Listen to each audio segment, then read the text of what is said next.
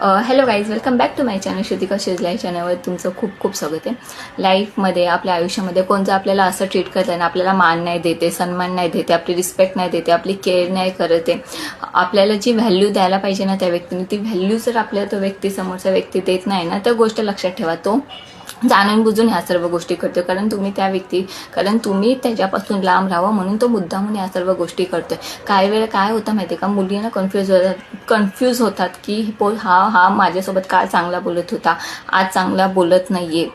त्याच्या पाठीमागे हेच रिझन असतो, तो फक्त तुमच्यावर तरस खात असतो आणि तो त्याचा मोठेपणा दाखवतो की मी एक तरस खाऊन एक माणुसकीच्या नात्याने मी त्या व्यक्तीसोबत बोलतोय, पण रिॲलिटी तर त्या व्यक्तीला तुम्ही नको असता हे असतं, म्हणून तो तुम्हाला एकदम घाण अशी ट्रीटमेंट देत असतो। त्याच्यामुळे आयुष्यामध्ये जो कोण तुम्हाला अशी ट्रीटमेंट देतोय ना, की म्हणजे तुम्हाला पाणी कम समजतं, तुम्हाला मान नाही देते, सन्मान नाही देते, रिस्पेक्ट नाही देते, तर अशा व्यक्तीपासून लांब व्हा, कारण त्याच्यामध्येच तुमची भलाई आहे। तुम्हाला अशा व्यक्ती आयुष्यामध्ये पाहिजेच का? थोडंसं मजबूत बना ना, काय गरज नाही पडली, कोणामुळे कोणाचं आयुष्य थांबत नाही। आज मला तुम्हाला काही खरं सांगू का, मलाही खूप साऱ्या लोकांनी माझ्या दिसण्यावरून खूप जज केले, खूप माझ्या दिसण्यावरून, पण लोकांना जेव्हा माझी खरी व्हॅल्यू समजली ना की काय, तेव्हा ना आता लोकांना माझं दिसणं नाही दिसत, लोकांना माझी व्हॅल्यू दिसते, असं होतं गाईस। तर त्याच्यामुळे ना लोक तुम्हाला कसे ट्रीट करतात, त्याच्यामुळे आपण स्वतःला त्रास करून नाही घ्यायचा। आपल्याला आपली व्हॅल्यू माहीत पाहिजे की आपण काय आहोत आणि काय नाही आहे।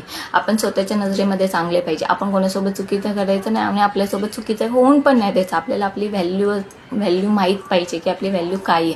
त्याच्यामुळे जर तुम्हाला कोण दिसण्यामुळे जज करते, तुम्हाला असं वाटतंय की एवढं तर आपल्याला समजतं की हा व्यक्ती आपल्याला बेकार ट्रीट करतोय, एवढं तर प्रत्येकाला समजतं की हा म्हणजे जी रिस्पेक्ट द्यायला पाहिजे, जी गोष्ट द्यायला पाहिजे ती गोष्ट आपल्याला देत नाही आहे समोरून, म्हणजे एक ॲटोमॅटिक गोष्ट असतात तो, किंवा त्या गोष्टीला रिस्पेक्ट नाही करत, तर त्या गोष्टीपासून त्या व्यक्तीपासून लांब होण्यातच तुमची भलाई आहे। आणि तुम्हाला असं नातं पाहिजेच कशाला की ज्या नात्यामध्ये तुम्हाला मान नाही दिला जाते, सन्मान नाही दिला पाहिजे, रिस्पेक्ट नाही देते, असं नातं जास्त दिवस नाही टिकत। तर त्या व्यक्तीच्या आयुष्यात तुम्ही एक ऑप्शन म्हणून ठरते असणार। तर गोष्ट लक्षात ठेवा की त्याची चांगुलपणाची बघणं बंद करा आणि स्वतःच्या लाईफवर लक्ष द्या। तुम्हाला कोणीही, तुमचं फ्रेंडशिपचं नातं असो, रिलेशनशिपचं नातं असो, कुठलंही नातं असो, त्या नात्यामध्ये जर तुम्हाला अशी बेकार वागणूक मिळते ना, तर त्या नात्यातून बाहेर पडणं तुमच्यासाठी खूप खूप गरजेचं आहे। शेवटी कसं असतं ना, आपण समोरच्याला नाही समजवू शकत, पण आपण स्वतःला समजवू शकतो, पण आपली व्हॅल्यू करणं हे आपल्या हातामध्ये असतं। समोरच्या व्यक्ती जर आपल्याला घाण प्रकारे ट्रीट करतो, ही त्याची घाण मेंटॅलिटी आहे, एवढं गोष्ट लक्षात ठेवा।